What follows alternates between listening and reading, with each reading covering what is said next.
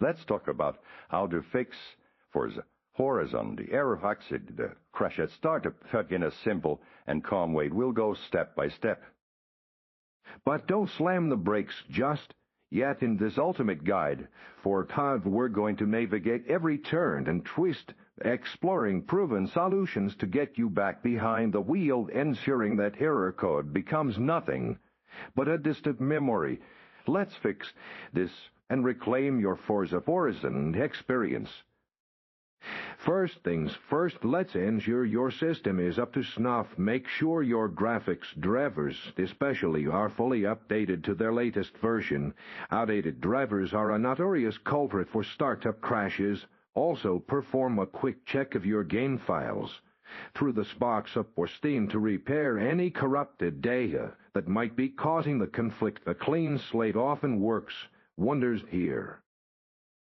Next up, a simple but often effective trick. Try running Forza Horizon as an administrator. Sometimes the game needs elevated permissions to access certain system files, preventing that pesky accident error from appearing.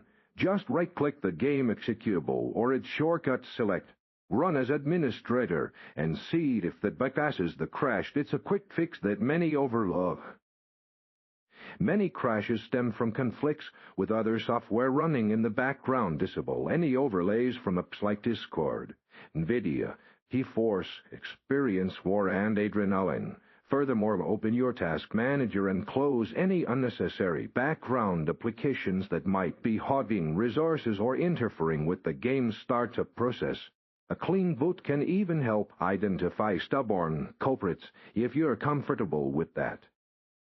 If all else fails, the fresh start might be necessary completely when install Forza Horizon, ensuring you also remove any leftover game files or associated data, sometimes found in your updated folders.